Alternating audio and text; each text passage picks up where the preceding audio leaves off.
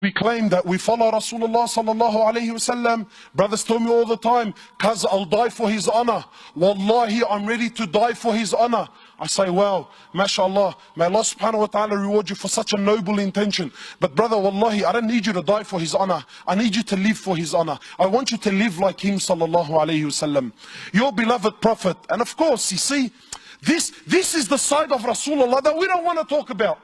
Wallahi, my brothers, I take an oath by Allah. Forgive me if these words are a bit harsh. But I tell you now, and this is my own personal opinion, wallahi, even our love for the deen, even our love for the Sahaba is a love of dunya. Nobody here loves Umar ibn al-Khattab. Most loved, probably one of the most loved. He's definitely my favorite. Nobody here loves Umar ibn al-Khattab because he had permanent marks on his cheeks from crying out of fear of Allah. Because we love Umar ibn al-Khattab because when his name was mentioned, the kuffar used to shake in their knees.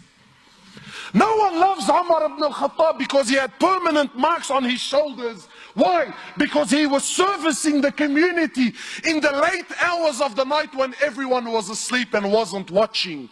You don't love Umar for that. You love Umar because he was a man, brother. When he rocked up, cause everyone buckled. The Prophet of Allah who we claim we love. Because I'm sure you're thinking in your mind, wallah brother, may Allah reward you, very nice khutbah, very emotional, very touching, because you don't understand what this person did to me is unforgivable. And I repeat, there is absolutely no scenario. I don't care if he shot your mother, he shot your father, he raped your child. I don't care what scenario you could possibly throw at me. Forgiveness is the key.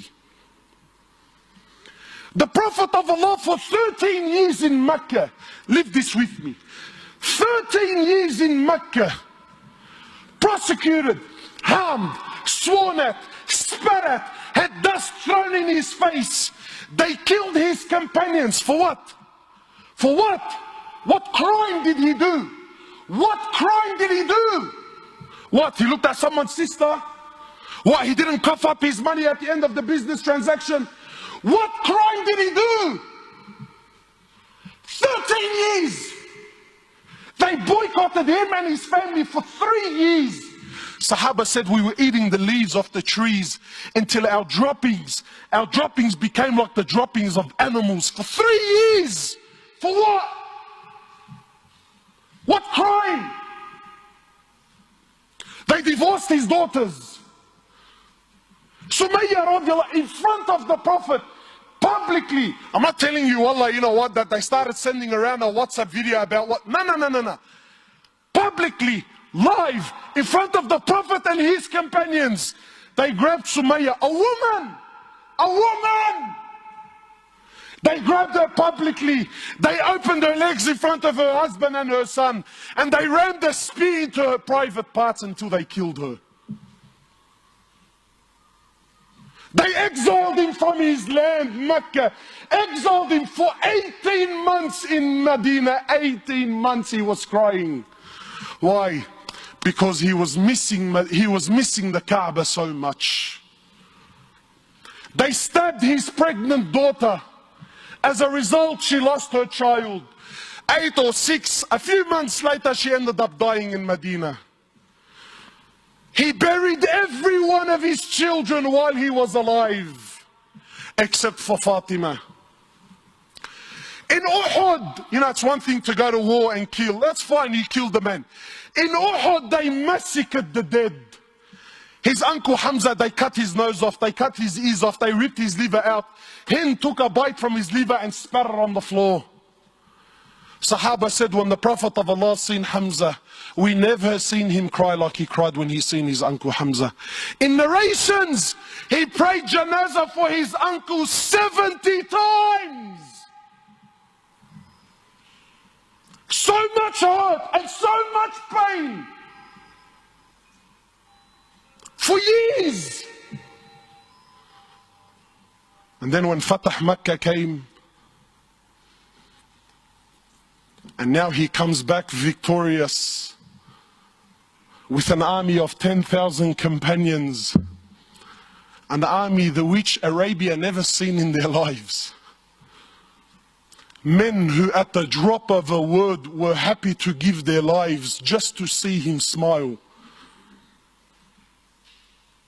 He enters into the haram of Mecca, 10,000 soldiers surrounding, and those people that harmed him for years and years and years. Not Muslims.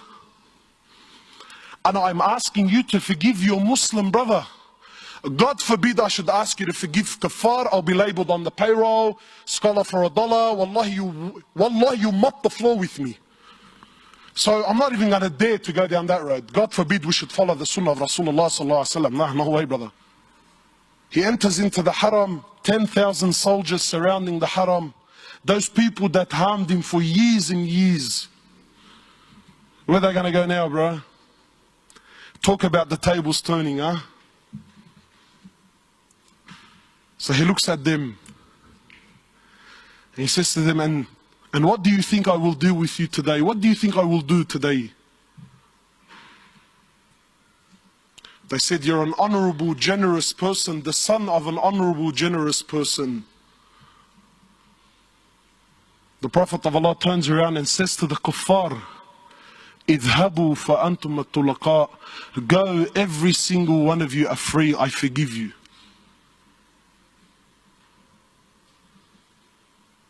Where's this sunnah in our lives, man? Where's this deen?